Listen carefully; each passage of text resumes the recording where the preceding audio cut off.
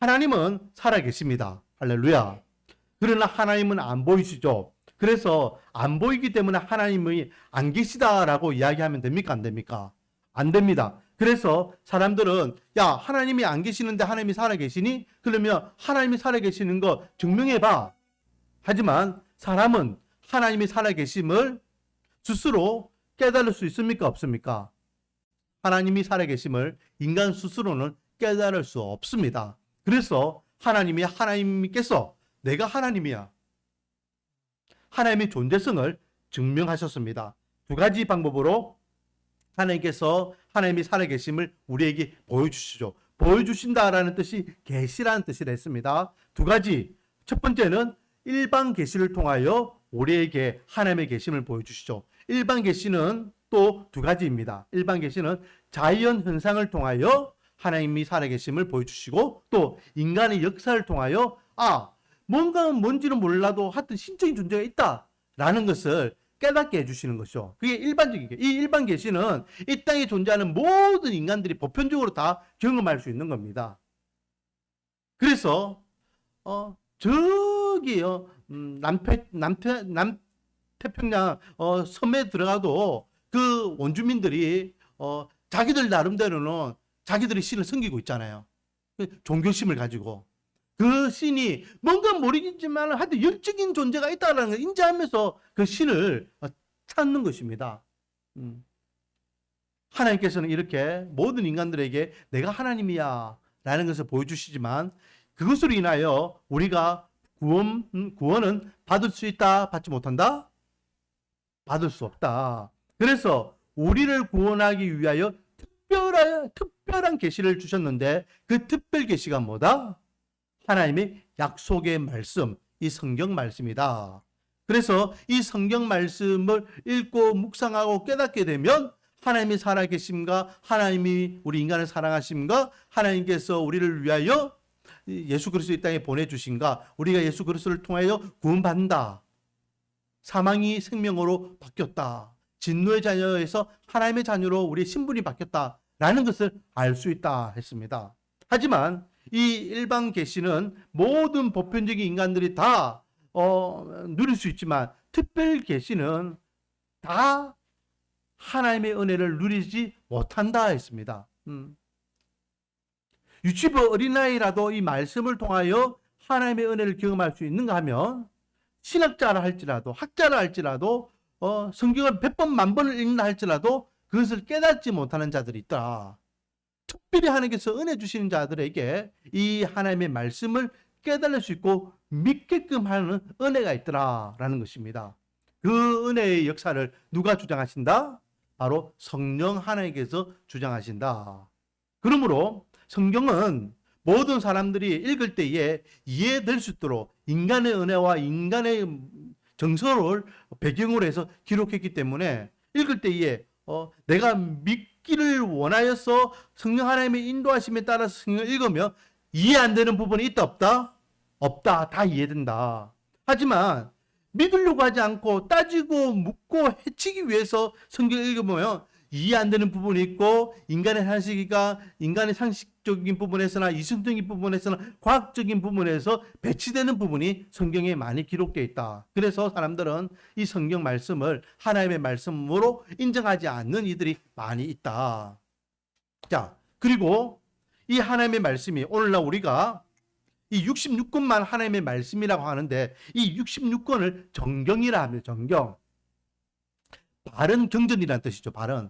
이 66권 외에는 우리가 하나님의 말씀으로 인정하지 않습니다. 자, 질문. 우리는 66권을 하나님의 말씀으로 정경을 인정하는데 천주교는 여기에서 몇 권을 더 플러스하고 있습니까? 그렇죠. 7권이 더 플러스되어 있습니다. 구약 성경에 7권이 더 플러스되어 있어가지고 우리는 66권이지만 천주교는 66 더하기 7이니까 73 이렇게 되겠죠. 그런데요, 그렇다면 왜 우리는 이 구약 39권과 신약 27권만 하나님의 말씀으로 인정하느냐? 구약 같은 경우에는 원래 어느 나라에 준 말씀입니까? 어느 민족? 이스라엘이죠. 그렇기 때문에 이스라엘 전통을 따릅니다. 이스라엘 사람들이 이미 그 전에 예수님께서 승천하시고 난 주후 약 100년경에 자기들끼리 모여가지고 이 구약 말씀, 다른 말씀들도 많잖아요. 다른 말씀들도 많은데 그 모든 걸 다 배제하고 이 구약 39권만 정통적인 하나님의 말씀으로 하자라고 결의를 합니다. 종교회의에서. 그래서 오늘날 우리 개신교도 그게 전통이기 때문에 39권만 우리가 구약의 하나님의 말씀으로 인정하는 겁니다. 그런데 유대인들도 이스라엘 사람들도 39권만 정경이라 인정하는데 천주교는 느닷없이 그 외에 7권을 더 플러스 해가지고 구약을 그렇게 자기들이 더 이렇게 확장했다라는 것이죠.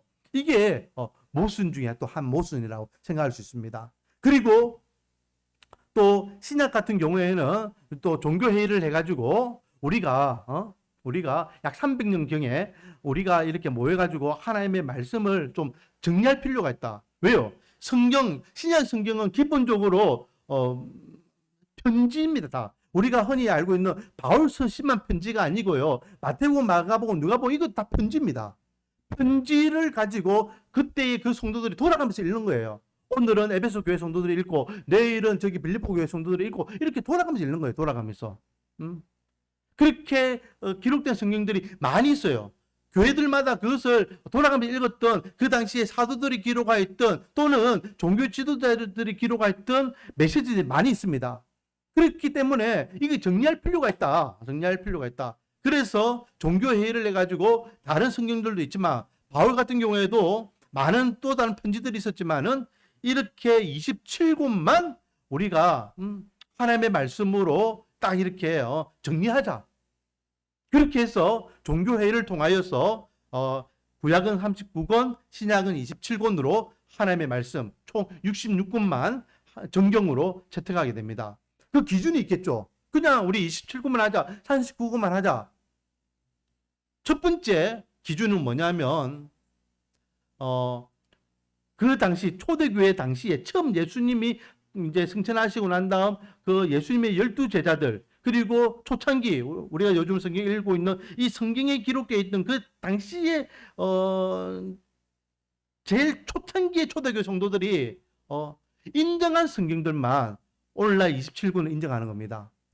나머지 성경들은 예배 시간에 그것을 읽을 때도 있고 안 읽을 때도 있었지만은 이 27권 같은 경우에는 예배 시간대에 하나님의 말씀이라고 인정해서 이 말씀들을 그 당시에 다 통상적으로 사용하던 말씀들이에요. 그렇기 때문에 먼저는 초대교회에서 공예배 때에 사용한 말씀이냐 아니냐. 그리고 사도들과 속사도는 이제 사도들의 제자들을 이야기하는데 그들이 어떤 말씀을 가지고 가르쳤느냐. 그러니까 사도성을 인정하는 말씀들이냐 아니냐. 거기에 대한 기준들. 그리고 그 이후에 로마 교회라고 합니다. 저는 로마 교회라고 표현하고 있고 또 이제 천주교라고 표현하고 이제 중세교회는 천주교 그리고 그 전에는 로마 교회 그리고 고대 로마 교회라고도 하죠. 그 당시에 교부들 그 당시에 그 목회자들이 인정하는 성경이었냐 인정하는 성경이 아니었냐. 그 당시에 교부들이 초대교회를 넘어와서 이제는 로마 교회 그 당시에 한 300년경에 그러니까 약 300년 동안 교회가 사용하던 말씀들이냐, 그 당시에 교부들이 인정하던 말씀들이냐, 이렇게 기준을 잡았다라는 겁니다. 터무니없이, 야, 우리 이 말씀, 이거 좀 좋네? 이 말씀은 우리 27권 인정하고, 이 말씀은 좀 별로네? 안 하고. 그렇게 하지 않았다는, 전통성을 따졌다는 거. 또 한 가지 중요한 게 뭡니까? 메시지가 있느냐, 메시지. 어떤 메시지가 있어야 되겠습니까? 복음에 대한 메시지. 구원에 대한 메시지가 있느냐. 아무리 좋은 말씀이라 할지라도 윤리도덕적인 말씀이면 그거는 메시지가 아니잖아요. 그래서 우리를 구원하는 구원에 대한 메시지가 분명하냐. 그래서 그 본문의 내용이 어떤 내용인지를 보고 메시지, 구원에 대한 메시지가 분명한 것만 27권으로 채택했다라는 겁니다. 그래서 창세기부터 요한계시록까지 이 66권을 정경으로 세웠는데 40명의 그런 저자들이 약 40여 개의 직업군을 가지고 있는데 1600년이라는 그 긴 기간 동안 기록하였지만 주제는 하나로 통일된다. 주제는 그게 뭡니까? 성경을 한마디로 이야기하면 뭘 이야기합니까? 구자로 시작합니다. 구원입니다. 하나님이 우리 인류를 구원하기 위한 구원 계획, 그것이 이 성경 말씀에 다 기록되어 있다. 성경이 존재하는 목적은요, 저와 여러분을 구원하기 위한 거예요. 이 성경을 통하여 하나님을 만나고 하나님을 믿고 하나님이 나의 구원자이신 걸 믿고 이 믿음이 우리를 죽음에서 구원하여서 나중에 천국의 영생의 기쁨을 누리게 할 것이다. 이게 성경 안에 다 기록되어 있잖아요. 그 목적이 우리를 구원하기 위한 거예요. 구원의 또 다른 말은 사랑이 되겠죠. 하나님이 우리를 사랑하셨기 때문에 우리를 구원하시기 때문에. 그래서 또 다른 말로는 사랑, 또 다른 말로는 구원이라고 이 성경의 주제를 이야기할 수 있습니다.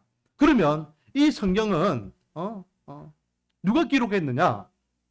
하나님이 원 저자이시고 약 40여 명의 인간들이 하나님께서 주시는 영감과 자기들이 갖고 있던 경험, 신앙관, 그리고 생활, 문화, 종교관을 가지고 이렇게 기술하였다. 그래서 100%의 하나님과 100%의 인간이 성경 말씀을 우리에게 기록된 말씀으로 주셨다라고 말씀드렸습니다. 어떠한 말씀도 오류가 없는 글자 하나까지도 1.1억까지도 완벽한 하나님의 말씀이다라는 겁니다.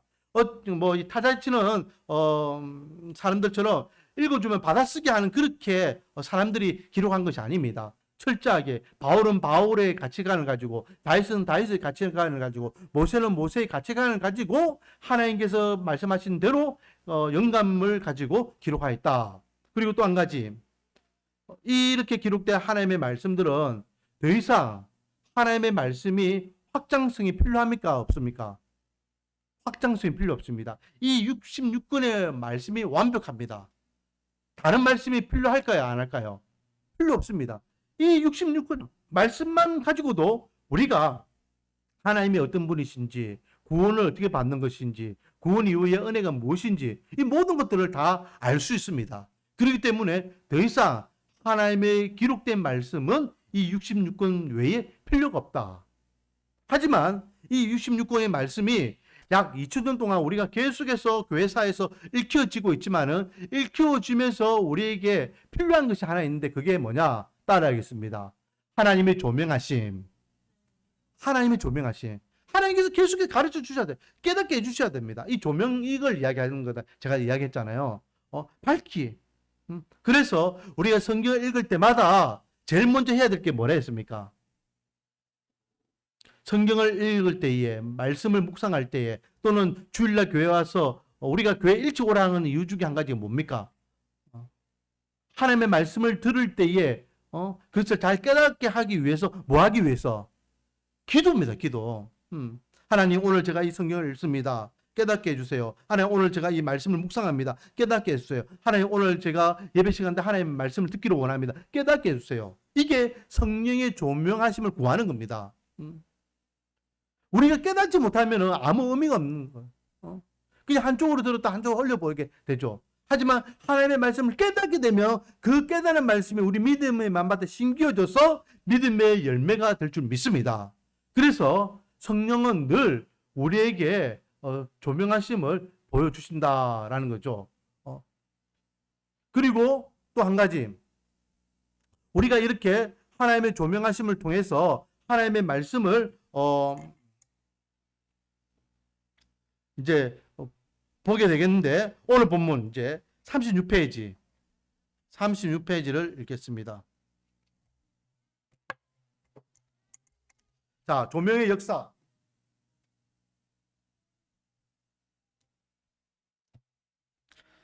조금 전에도 제가 이야기했지만은 이 조명하심의 주체는 누구라고 했습니까? 조명하심의 주체. 우리에게 하나님의 말씀을 읽고 깨닫게 해주시는 분이 누구라고 했습니까? 성령 하나님이에요. 조명하심의 주체는 성령 하나님이십니다. 아시겠죠? 그래서 여러분 헷갈리면 안 됩니다. 성부 하나님이 누구이고 성자 하나님이 누구이고 성령 하나님이 누구인지 그 역할들이 다 달라요. 완벽하게 그 사역이 구별되어 있습니다. 지금은 성령 시대이고 이 성령 시대 때에 우리는 하나님의 말씀을 바로 분별해야 되는데 그 분별하기 위해서는 누가 필요하다? 성령 하나님의 도우심이 필요하다. 자, 결론, 조명의 주체 결론. 조명의 역사는 우선적으로 하나님의 주권에 달려있다. 누구의 주권에 달려있다? 하나님의 주권에 달려있다. 인간의 주권이 아닙니다. 인간이 임의대로 말씀을 이해하고 해석하면 안 됩니다. 인간이 이해할 만큼만 성경을 읽으면 누가 그런 말을 했어요. 이 성경 말씀을요, 누가 그런 말을 했다니까요. 우리가 이해할 만큼만 이 성경을 읽는다면은, 앞에, 이 표지, 뒤에 이 표지밖에 남지 않는다. 라는 이야기를 했습니다. 그 말은 무슨 말입니까? 이 속 내용은, 우리가 다 이해할 수 있다, 없다? 없다. 예를 들어 보겠습니다. 창세기 1장 1절 말씀이 뭡니까? 시작. 태초에 하나님이 천지를 창조하시니라. 태초에 하나님이 천지를 창조하시니라. 여러분, 이게 믿어집니까? 믿어집니까? 믿어집니까? 믿어지잖아요. 그렇지만은 인간이 주권이 되면은 이 말씀이 믿어질까요? 안 믿어질까요? 안 믿어집니다. 왜요? 하나님이라는 존재성도 믿어지지 않고 창조론도 믿어지지 않는 겁니다. 이 세상은 누구에 의해서 만들어진 것이 아니라 진화됐다고 이야기하잖아요. 지금도 이 세상은 진화되고 있고 앞으로도 계속 진화할 것인데 누가 이걸 만들고 누가 이렇게 멸망시키고 심판한단 말이냐? 안 믿어지는 거예요. 그래서 제가 항상 이야기하지만은 성경 66권의 말씀이 우리가 100% 하나님의 말씀인 것을 믿어지기 위해서는 이 창세기 1장 1절 말씀이 믿어져야 돼요. 만약에 이 창세기 1장 1절이 안 믿어지잖아요. 안 믿어지는데 나머지 말씀이 믿어진다? 그건 거짓말이에요. 왜요? 하나님이 안 믿어지는데 하나님이 계시는지 안 계시는지도 내가 인정하지 못하는데 다른 말씀이 믿어진다? 그거 아니잖아요. 이 세상에 하나님의 은혜 가운데 창조되었다는 것을 믿어지지 않는데 내 생명의 주권자가 하나님이신 걸 어떻게 믿어집니까? 내 인생의 주관자가 하나님이신 걸 어떻게 믿어집니까? 세상의 역사를 하나님이 주장하시고 모든 생명을 하나님 관장하고 계심을 이 창조론의 첫 출발부터 말씀하고 있는 것입니다. 그렇기 때문에 창세기 1장 1절이 믿어지는 그 순간 나머지 모든 성경은 다 믿어질 수 있다. 지금 우리는 하나님의 주권을 이야기합니다. 이 성경 말씀을 이해하는 데 있어서 우리에게 필요한 것은 뭐다? 하나님의 주권이 필요하다. 인간의 주권이 아닙니다. 계속해서 우리가 노력한다고 해서 얻을 수 있는 것은 아니다. 여러분, 우리가요, 이거는 하나님의 말씀이라고 노력하고 공부해가지고 배운다 해가지고 이것을 믿어질 수 있는 게 없다니까요. 예전에 김능길 총장님, 이제 한농대학교 초대 총장님이잖아요. 이 분이 무슨 뭐 하는 박사냐면은 제로 있잖아요. 제로에 관계되는 것을 연구하던 박사예요. 물질에 대한 것을 연구하던 박사죠. 나사에 있으면서 그러니까 이 세상에 존재하는 모든 물질들은 다 연구하는 분이에요. 그런데 이분이요, 성경을 자기 부인은 교회를 잘 다니고 자기는 교회를 안 다녔는데 읽다가 딱 막히는 게 뭐냐면 예수님께서 이제 가나안 혼인 잔치 때에 물을 포도주로 바꾸시잖아요. 이게 안 믿어지더라는 거예요. 왜? 자기의 어떤 그 지식을 가지고는 이게 이해 안 된다는 거예요. 이분이 그 뭐 박사라 했습니까? 물질 제로 공학 박사라 했잖아요.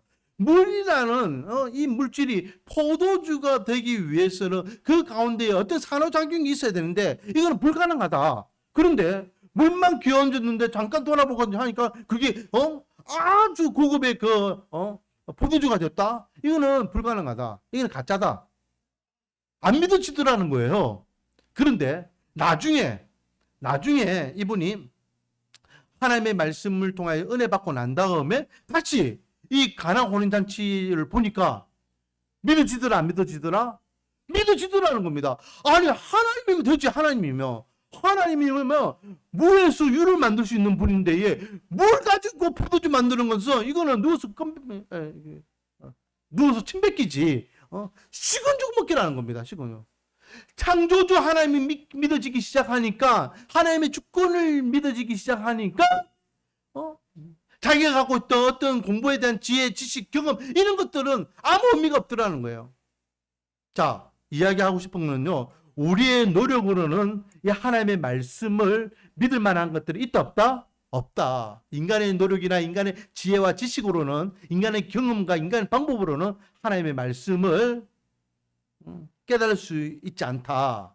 자, 계속해서, 그러나 하나님의 자녀라면, 중요한 것은 그 다음에 누구나 하나님의 자녀라면 누구나 이러한 조명을 힘입을 수 있음은 분명하다. 자, 여기에서 누구나는요, 누구까지 포함될까요?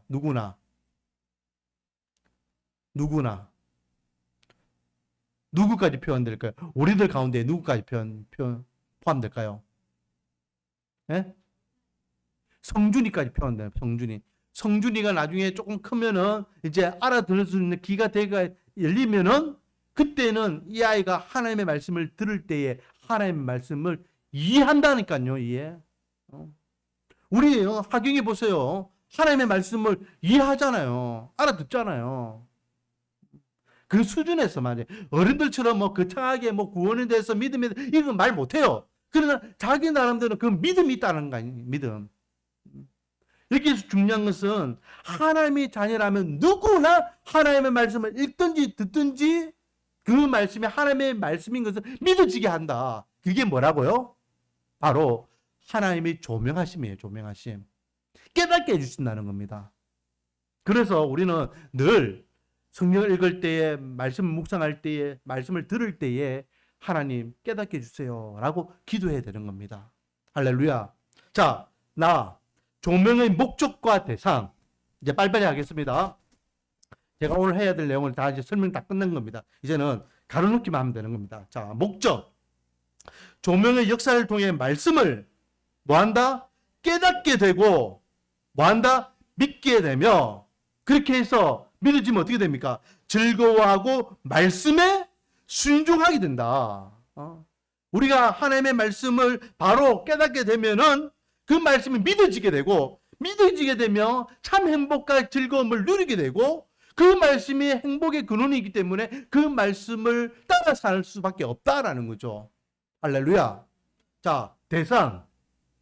조명의 역사는 특별한 성도에게만 해당되는 것이 아니다. 성경 말씀 이거 해석하는 거 이거 목사님들만 하는 거 아니에요? 목사님들만 잘 해석해가지고 쉽게 전달만 해주세요. 아니죠. 전달하는 것도 하나님의 말씀이에요. 저는요, 그냥 여러분, 저는 확성기일 뿐입니다. 확성기. 하나님께서 주신 말씀을 그냥 여러분들에게 전달하는 그런 확성기 역할만 하는 거예요. 그럼 여러분들이 하나님의 말씀을 듣게 되잖아요. 그게 기록된 말씀이든 선포되는 말씀이든 하나님의 말씀을 듣게 되는데, 그 들은 말씀을 깨달아야 돼요. 오늘 말씀 좋았습니다. 은혜 받았습니다. 그러면서 나갔는데 근데 그 말씀이 무슨 말인지 모르겠다. 그러면 안 되는 거예요. 말씀을 들으면 무조건 깨달음이 있어야 돼요. 깨달음. 그렇기 때문에 어떤 특별한 성도들, 뭐 공부 많이 하는 사람, 목회자들, 아니면 교회 일꾼들만 이 하나님의 말씀 잘 깨달으면 된다? 아니라는 겁니다. 제가 조금 이야기했죠. 누구나요. 누구나 하나님의 말씀을 읽고 묵상하고 들을 때마다 깨달음이 있어야 된다.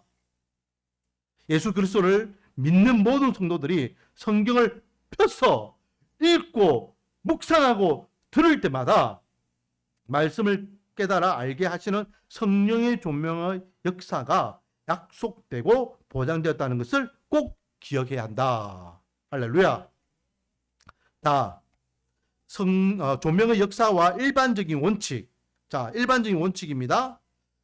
우리가 성령의 역사하심을, 하나님의 깨달아 주심을 우리가 알기 위해서는 원칙이 필요해요. 첫 번째, 조명의 역사는 나의 영적 상태와 밀접한 관계가 있다. 이거는 아까 전에 이야기했던 불신자들이 성경 말씀을 안 읽는 거, 안 믿는 거와 똑같은 거예요. 내가 준비되지 않으면 아무리 주옥 같은 하나님의 말씀이라 할지라도 깨달을 수 없습니다. 그래서 예수님이 뭐라 하셨습니까?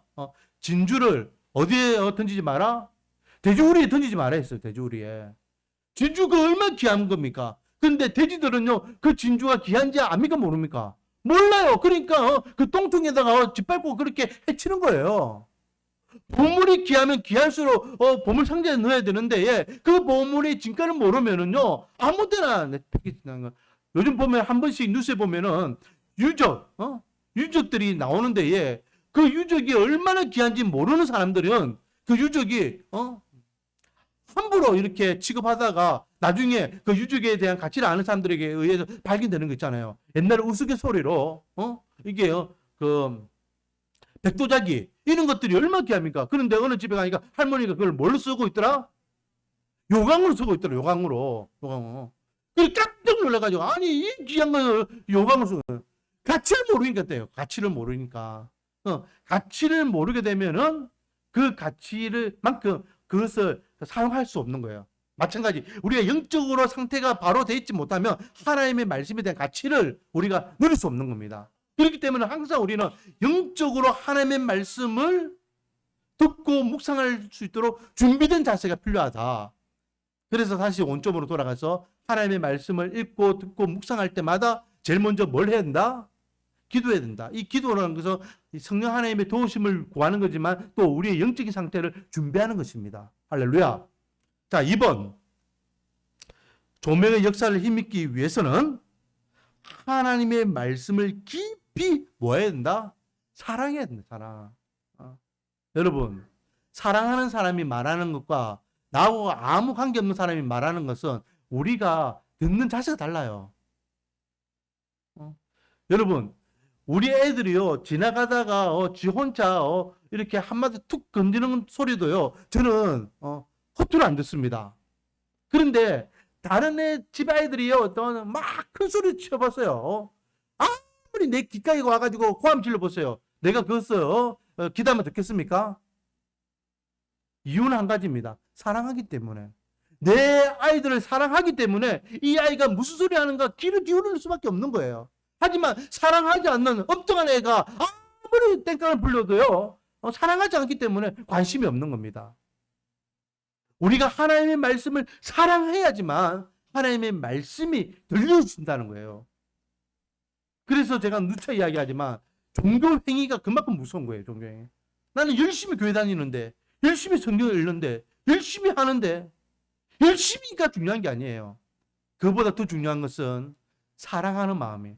하나님을 얼마큼 사랑하는지, 예배를 얼마큼 사모하는지, 하나님의 말씀을 얼마큼 사모하는지, 그게 더 중요한 겁니다. 할렐루야. 자, 넘어가서 3번. 조명의 역사를 힘입기 위해서는 넘어가서 은민아? 그렇지. 3번. 조명의 역사를 힘입기 위해서는 하나님의 말씀을 무엇으로 이해해야 한다? 영적으로 이해해야 됩니다. 영적으로. 자꾸만 이 영적인 하나님의 말씀을요, 육적으로 해석하려고 하니까 그게 자꾸 부딪히는 거예요. 육적으로 이야기하니까 예수님이 물 위로 걸어가신 것을 영적으로 우리가 봐야 되는데, 육적으로 보니까 야, 사람이 어떻게 물 위로 걸어가? 그거는 갈대밭을 걸어가는 것을 저 멀리서 보니까 그렇게 착시 현상으로 본 거야. 아니 어떻게 그 많은 이스라엘 사람들이 바다를 건널 수 있어? 그게 민물과 선물의 그 격차에 의해서 잠깐 바다가 이렇게 나눠질 때 그때 걷는 거야. 뭐 그런 엉뚱한 소리를 하는 겁니다. 자꾸만 영적인 말씀을 육적으로 해석하려고 하니까 해석이 안 되고, 해석이 안 되니까 억지로 끼워 맞추고 억지로 해석하려고 합니다. 그래서 이단들이 나오고, 그래서 자유주의자들이 나오고. 이단들은요 좀 괜찮아요. 이단들은요 이미 버려진 자식이잖아요. 그런데 자유주의는요 좀 문제예요. 왜? 자기들은 나름대로 신앙이 있다라고 믿음 생활을 한다라고 생각하는데 여전히 하나님의 자녀는 아니거든요. 그는 철저하게 인본주의자들이고 자기 중심적인 삶을 살아가잖아요. 그래서 자기의 어떤 이성과 가치관에 의해서 맞으면 하고 틀리면 안 합니다. 오히려 이 땅에서 진짜 구원받은 사람들 중에서 불쌍한 인간들이 자유주의 계열에 있는 사람들이에요. 그 사람들은 제가 누차 이야기하지만 구원에 대해서 우리 함부로 이야기하지 않지만은 그 사람들 가운데에는 구원의 은혜를 누릴 수 없는 사람들도 좀 많이 있을 거라고 저는 생각해요. 왜냐하면 잘못된 구원관을 가르치기 때문에. 자, 그는 뭐 다음에 넘어가서 구원론에 대해서 할 때 다시 한번 언급하고요. 자, 하나님의 말씀을 영적으로 이해한다는 것은 어떤 의미냐? A. 성령께서 성경을 이해할 수 있게 하신다. B.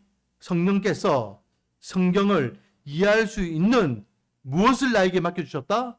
책임을 나에게 맡겨주셨다. 그래서 모든 것의 주관은 성령 하나님께서 하시지만은 그 성령 하나님께서 나에게 깨달을 수 있도록, 깨달을 수 있도록 내 수준에 맞게, 내 어떤 환경에 맞게. 그래서 똑같은 본문이라 할지라도요, 누구에게는 이 메시지가, 누구에게는 저 메시지가 적용하는 것이 완전히 달라지는 거예요. 우리가 요즘 말씀 묵상을 하고 있지만은 똑같은 본문의 말씀 묵상을 하지만은 누구는 A라는 단어가 확 와닿는데 누구는 B라는 단어가 와닿을 때가 있을 거예요. 왜? 그것은 자기의 깨달음이 다르기 때문에. 철저하게 이것은 자기 책임이에요. 자기 책임이라는 게 자기가 뭐 책임진다는 것이 아니라 자기 어떤 상황과 환경에 따라서 그 말씀의 해석함이 달라질 수 있다는, 적용함이 달라질 수 있다는 거예요. 이해하시겠죠? 이해 안 됩니까? 자, 4번. 끝났습니다. 이것만 하면 끝납니다. 4번. 조명의 역사를 힘있기 원한다면 하나님 말씀을 뭐해라? 정확하게 대해야 한다. 자, 하나님의 말씀을 정확하게 대하기 위해서는요, 그냥 제일 좋은 방법은 뭡니까? 하나님의 말씀을 목사님 기도해야 됐잖아요. 기도해가지고 하나님 말씀하는데 이해 안 되는 거 있잖아요. 성경 배경에 대해서 어떤 단어에 대해서 모르는 거 있잖아요. 그런 것들을 잘 해석해야지만 하나님의 말씀을 바로 우리가 이해할 수 있는데 그때에 여러분들이 할 수 있는 제일 최고의 방법은 뭡니까? 제가 존재하는 목적이 그거잖아요. 목사님한테 물어보면 됩니다. 목사님한테. 목사님 오늘 본문은 이거 제가 묵상하다가 이거 잘 이해가 안 됐습니다. 우리 민이가요. 저 혼자 막 말씀 묵상하다가 보다 이해 안 되면 갖고 오거든요. 아빠 이게 뭐예요? 이러면은 단어나 환경이나 이런 것들을 설명해 주면 그럼 이제 이해해야 되는. 여러분들도 말씀 묵상을 할 때나 아니면 성경을 읽을 때나 아니면 설교 말씀을 들을 때에 이해 안 되는 부분이 있을 수 있잖아요. 나는 이거라고 생각했는데 오늘 목사님 말씀을 들으니까 목사님 저걸 이야기하시네? 저거는 내 생각하고 내가 이때가 알았던 거 좀 부딪히는데? 그러면 혼자 고민하면 안 돼요. 질문해야죠. 목사님 저는 평소에 이 말씀을 이렇게 알고 있었는데 오늘 설교 말씀에 목사님 이렇게 말씀하시네요. 그러면 친절한 명욱 씨가 가르쳐 줄까요? 가르쳐 줄까요? 가르쳐 주겠죠.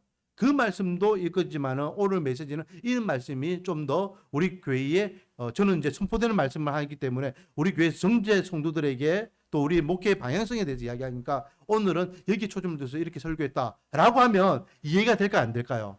되겠죠. 자, 우리가 하나님의 말씀을 좀 더 정확하게 이해하기 위해서는 첫 번째 누구를 이용해라? 목사님을 이용해라. 담임 목사님을 이용해라. 이단들이 이거를 교묘하게 이용하죠. 절대 자기들끼리 공부할 때 누구에게 알리지 마라? 담임 목사에게 알리지 마라. 그 말도 안 되는 소리입니다. 담임 목사님이 생명의 꼴을 공급하는 분인데 담임 목사님에게 말씀을 배우고 말씀을 깨달음을 얻어야지 다른 사람들에게 그렇다고 해가지고 제가 뭐 다른 데 가서 배우는 거 배우지 마라. 그거 아니잖아요. 배울 수 있으면 다른 데서 배워도 되죠. 이단 외에는. 하지만은 담임 목사님들도 훌륭한 목사님들이 많으니까 친절한 명국 씨에게 그것을 가르치려 하면은 가르쳐 주신다. 두 번째는 우리가 정확하게 하나님의 말씀을 이해하기 위해서는 뭘 이용하면 되겠습니까? 보조 서적들을 이용하면 되겠죠. 그래서 저기 우리 교회도 비치되어 있는 사전이나 또 주석 이런 것들을 우리가 좀 많이 접해가지고 그것을 참고를 하면 됩니다. 그런데 사전은 괜찮지만요. 주석 같은 경우에는 아무 주석이나 하면 안 되겠죠. 주석 같은 경우에는 반드시 누구에게 허락받아야 됩니까? 담임 목사님께 허락받아야 돼요. 목사님 우리 집에 이런 주석이 있는데 이거 참고해도 되겠습니까? 안 되겠습니까? 왜요? 그 주석도 우리하고 다른 성향의 신학을 이야기하는 자유주의 계열에서 이야기하는 그런 주석들이 있다라는 거죠. 그러면 해석 자체를 완전히 틀리게 하기 때문에 그것을 보면은 내가 성경 본문을 보는 데 있어서 엉뚱하게 그것을 해석할 수 있기 때문에 주석은 우리가 말씀을 이해하는 데 있어서 아주 필요한 도구이지만은 그것을 선정하는 기준은 신중해야 된다. 우리 교회에 있는 주석들, 전원책들은 괜찮습니다. 전원책들은 다 보수적인 계열의 책들이기 때문에. 근데 간혹 몇 권의 책들은 읽으면 안 되는 책들이 있어요. 저런 것들은 이제 제가 공부한다고 비치된 책들인데 자유주의 계열의 책들이 좀 있어요. 우리 교회도 보면 그런 것들은 읽을 때에 목사님한테 허락을 받고 그렇게 빌려가 가지고 읽거나 아니면 공부하는 데에 참고하시면 되지만은 정 안 되는 거는 제가 이 책은 절대 읽으면 안 됩니다. 그런 책들도 있어요. 김재모 목사님 이런 책들 있거든요. 그런 것들 또는 변성모 목사님들 이런 책들은 절대로 안 읽어보는 게 더 덕이 되는 책들이 있습니다. 저는 제가 공부하기 위해서 논문 쓰고 막 이럴 때에 읽었던 책들이기 때문에 그런 책들이 있다. 자, 두 가지 이야기했습니다. 우리가 하나님의 말씀을 정확하게 이해하기 위해서는 첫 번째 누구의 도움을 받아라? 담임 목사님의 도움을 받아라. 두 번째는 무엇을 이용해라? 보조 서적들을 이용해라. 거기에는 성경 사전도 있고 또 주석들도 있다. 그러나 주석 같은 경우에는 아무거나 임의로 선정하면 된다, 안 된다? 안 된다. 담임 목사님에게 선정 기준에 대해서 자문을 구해라. 자, 5번. 조명의 역사를 힘있기 원한다면 하나님의 말씀을 부지런히 뭐해라? 연구해라. 여러분, 하나님의 말씀을요 부지런히 연구해야 됩니다. 연구하는 것은요 목사만 하는 게 아닙니다. 신학교 교수만 하는 게 아닙니다. 그 말씀이 정말 그러한가? 날마다 연구했던 사람들이 있어요. 날마다. 누굽니까? 날마다 연구해서 그 말씀이 진짜 그러한가? 날마다 연구했다. 베레아 사람들. 베레아 사람들은요 날마다 하나님의 말씀을 상고했다 했잖아요. 우리도 그냥 하나님의 말씀은 교회에서만 듣는 말씀, 하나님의 말씀은 내가 작정해서 읽을 때만 필요한 말씀, 하나님의 말씀은 내가 아침에 묵상할 때만 쓰는 말씀, 그 말씀이 아니라 계속해서 되뇌이고 고민하고 이 말씀이 어떤 말씀인가 나한테 적용하기 위해서 계속해서 연구해야 됩니다. 그래서 최고의 연구는요 말씀 묵상이에요. 말씀 묵상하면 고민하게 되잖아요. 고민하게 되면 단어 하나를 찾아보고 또 그 말씀이 어떤 말씀인지 해석해 보려고 노력도 하고 배경도 이렇게 알아보고 하니까 말씀 묵상을 합니다. 제가요 이거는 참 제 입에 제 얼굴에 제가 침 뱉는 꼴인데요. 목사님들 중에 어떤 목사님들은요 설교가 힘들다는 목사님들 계세요. 설교 준비하는 것도 힘들고 설교하는 것도 힘들다. 그런 목사님들 계세요. 저는 그런 목사님들이 참 안타까워요. 그래서 그 목사님들은요 설교 준비해서 설교하는 것이 일이에요. 일. 엄청 힘들어요. 제 주위에도 그런 목사님들이 몇 분 계셔요. 근데 사실은요 저는 설교를 준비하고 설교하는 게 힘들어 보입니까? 안 힘들어 보입니까? 저는 안 힘들어요. 왜냐하면 저는 늘 말씀 묵상하잖아요. 그렇기 때문에 그 말씀에 대해서 이미 기본적인 베이스가 깔려 있어요. 그래서 여러분 한 번씩 제 성경 이 성경이요 언제 산 성경이냐면 2014년 6월 21일 날 제가 저한테 선물한 성경입니다. 이게 한 9만 원 정도 되는 성경인데 그 당시에 이게 이제 소가죽으로 된 거라서 제가 앞으로 좀 말씀을 이게 벗기지고 막 이랬잖아요. 우리 교회는 다 이게 성경 카피를 다 바꿔드렸지만은 그때는 막 이렇게 성경 표피가 막 벗겨지 가지고 엉망이고 그럴 때가 있었잖아요. 그래서 제가 저한테 선물하면서 이 성경 말씀을 귀하게 써야 되겠다 생각해 가지고 그때에 좀 비싸게 주고 샀죠. 한 9만 원 정도 샀는데 그러니까 거의 10년 가까이 되죠. 지금 2023년도니까 그때에 해가지고 지금까지 말씀 묵상 책이 지금 이렇게 있거든요. 그 저는 이 성경만 있으면은 웬만한 본문들은 다 해석됩니다. 그리고 여기 보면은 인용구들이 다 연결되어 있어요. 다 낙서 아닌 낙서가 다 되어 있어요. 그 묵상만 하면요, 웬만하면은 연구를 거의 뭐 비슷하게 합니다. 그리고 제가 저번에 말씀드렸지만은 저는 새벽기도 오면은 내 핸드폰 끼고 있거든요. 그 핸드폰 끼면은 한 목사는 새벽에 말씀 준비 안 하고 핸드폰만 쳐다보고 있다. 여러분, 요 젊은 사람들 핸드폰 보는 게요. 핸드폰 보고 막 게임하고 뭐 이런 것도 있지만은 거기에 모든 정보가 다 들어 있습니다. 핸드폰 자체가 컴퓨터잖아요. 한 대에 150만 원, 250만 원 하는 게 웬만한 컴퓨터보다 더 비싼 이유가 뭡니까? 그게 웬만한 컴퓨터보다 더 성능이 뛰어나기 때문에 그렇거든요. 그 저 같은 경우에는 저기 안에 금방 이야기했던 주석들이 몇 권이 들어있고 사진들이 몇 권이 들어있습니다. 그래서 그거 보고 공부하는 거예요. 공부하는 거 새벽에. 그 하명 목사가 핸드폰 보면 뭐 다른 짓도 하지만은 말씀 구성도 한다는 거 공부하기 위해서 한다는 거 이해하시면 되겠습니다. 요는 부지런히 뭐 하면 된다? 연구해라. 그래서 그렇게 평소에 그렇게 말씀 묵상을 잘 하고 있으면은 뭐 설교하는 것도 힘들지 않고 말씀을 듣는 것도 힘들지 않고 나는 또 그것을 적용하는 것도 힘들지 않다. 근데 그게 하루아침에 된다 안 된다? 하루아침에 되는 것은 아니다. 자, 이렇게 했어요. 우리가 오늘은 성경학교 해야 되니까 뒤에 이거는요. 뒤에 이것들은 뭐 그냥 적용적인 부분인데 자, 38페이지 이거 뒤에 이거만 한번 해볼까요? 4번 이제 말씀을 연구하기 위해 결단하자. 1. 주님과 뭐해라? 약속해라. 시간과 장소를 정해놓고 이렇게 날마다 하나님의 말씀을 읽고 묵상하기 위해서 약속해라. 2번 연구해라. 연구하기 위해서 계속해서 담임 목사님을 귀찮게 하고 이렇게 그렇게 주석들을 읽고 그래 해라. 3번 그렇게 연구하고 묵상한 것을 뭐 해야 된다? 나누어야 돼. 나누는 삶을 나누어야 됩니다. 내가 이 말씀을 이렇게 깨닫고 이렇게 해보니까 진짜 이런 은혜가 있더라. 그렇게 나눔이 필요하죠. 그리고 마지막 4번 배운 것을 행하라. 행함이 없는 배움은 그거는 죽은 지식입니다. 누가 이걸 했습니까? 누가 연구는 많이 하고 막 이렇게 했는데 행함을 행하지 않아 가지고 죽은 신앙을 갖게 되었습니까? 누굴까요? 예수님 당시에 종교 지도자들, 바리새인들, 서기관들, 이 사람들의 직업이 뭡니까? 이 사람들은요, 제사장이 직업도 있었지만 말씀을 지키는 자들이었거든요. 그래서 말씀을 필사하고 연구하고 가르치는 역할을 이 사람들 했습니다. 누구보다 말씀에 입각해서 살았지만은 뭐가 없었습니까? 행함이 없었어요. 행함이 없으니까 자꾸만 자기들은 그때를 하지 않으면서 일반 성도들에게는 계속 정죄하는 거예요. 왜 11조 안 하니? 왜 줄 성소 안 하니? 왜 제사 안 드리니? 니 왜 그렇게 하니?